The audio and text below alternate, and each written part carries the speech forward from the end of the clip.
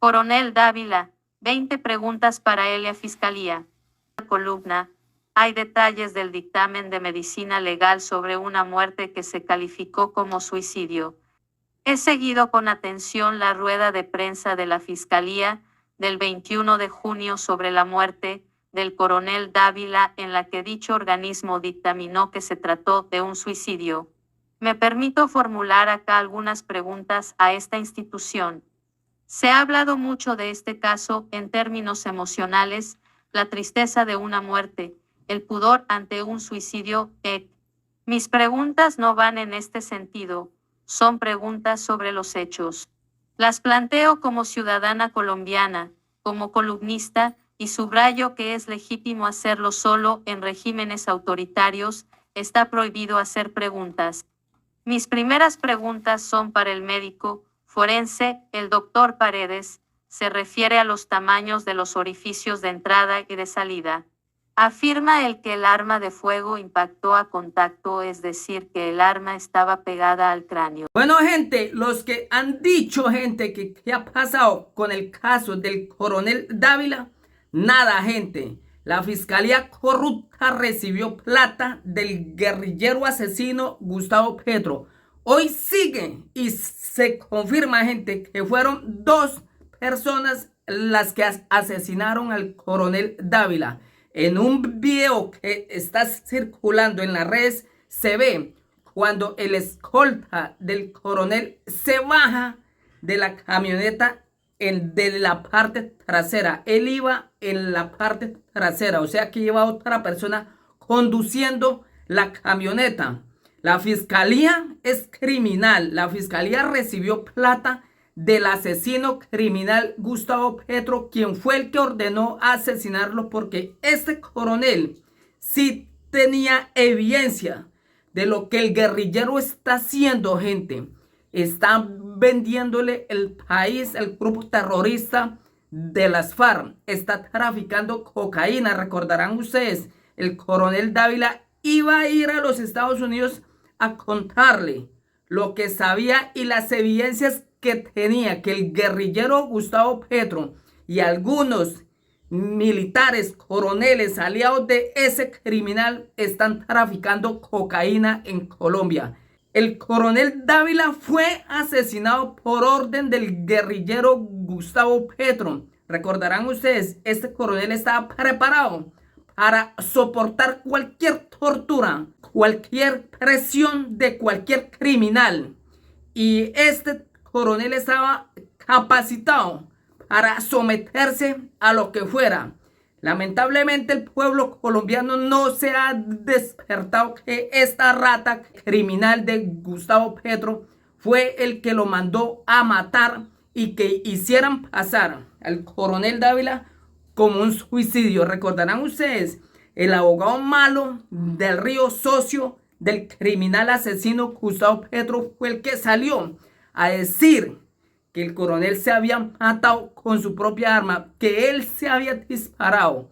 Ya tenían planeado ese crimen desde mucho tiempo atrás. Recordarán ustedes un video donde sale el guerrillero asesino y dice que podrán inducir a la gente al suicidio, pero que no irán a encontrar pruebas en contra del guerrillero. 8 días atrás el guerrillero dijo eso. Iniciaron el plan criminal de suicidar a la gente que tenía información y evidencia probatoria.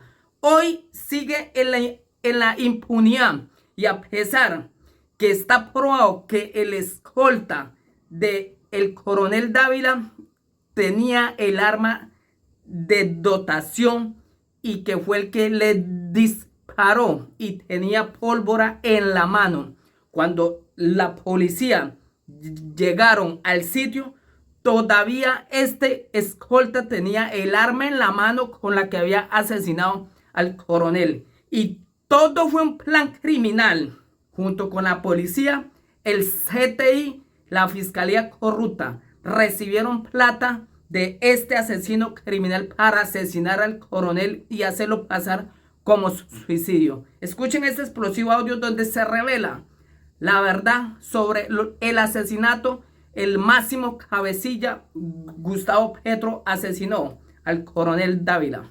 Coronel Dávila, 20 preguntas para Elia Fiscalía. Columna. Hay detalles del dictamen de medicina legal sobre una muerte que se calificó como suicidio. He seguido con atención la rueda de prensa de la Fiscalía del 21 de junio sobre la muerte del coronel Dávila, en la que dicho organismo dictaminó que se trató de un suicidio. Me permito formular acá algunas preguntas a esta institución. Se ha hablado mucho de este caso en términos emocionales, la tristeza de una muerte, el pudor ante un suicidio. Mis preguntas no van en este sentido, son preguntas sobre los hechos.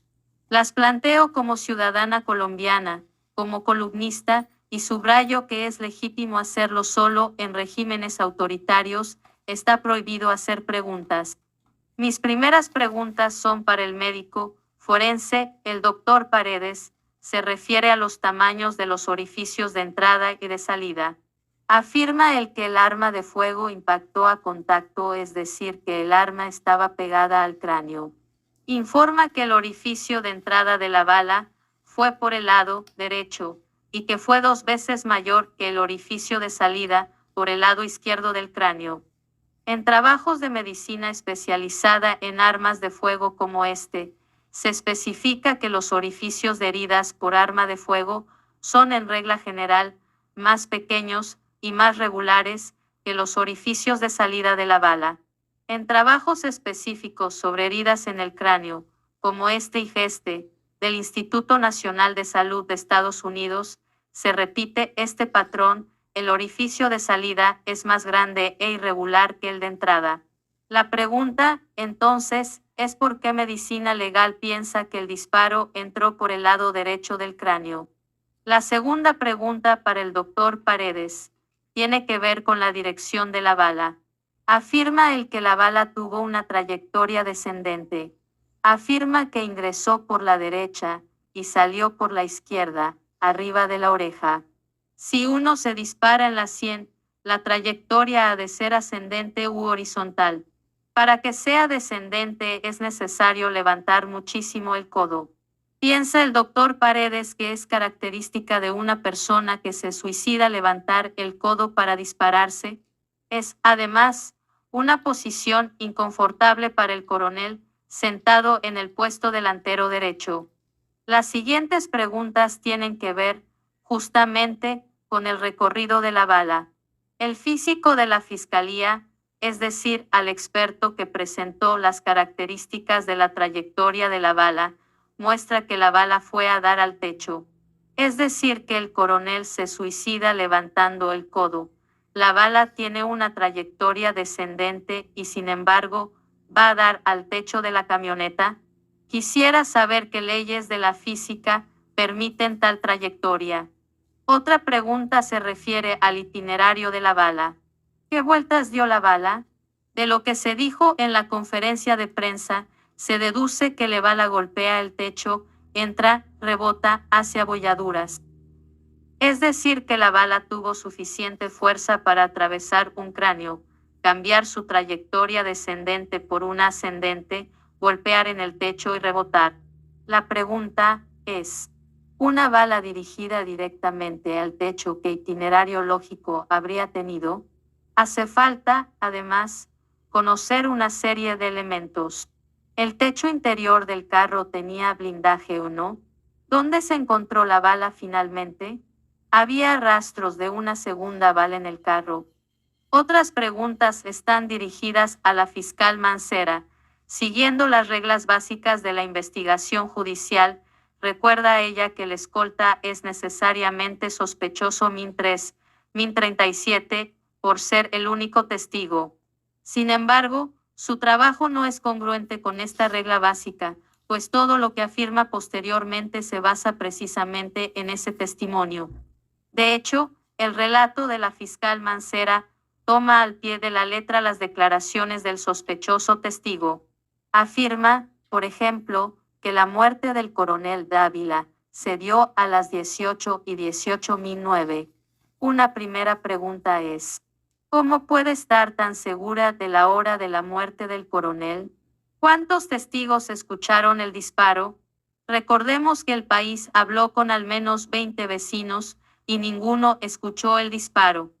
La fiscal no nos presenta las últimas pruebas de vida del coronel. Aparte del sospechoso testigo, ¿cuándo fue la última vez que se le vio o escuchó? ¿Por qué la fiscal no dice nada sobre esto? Minuto 36. ¿Por qué en la conferencia de prensa no se examina el hecho de que el coronel llamó a su esposa a las 18:10 para decirle que ya iba para su casa? Dice la fiscal Mancera que no le han hecho prueba de pólvora al escolta Min 31, lo cual es absolutamente sorprendente.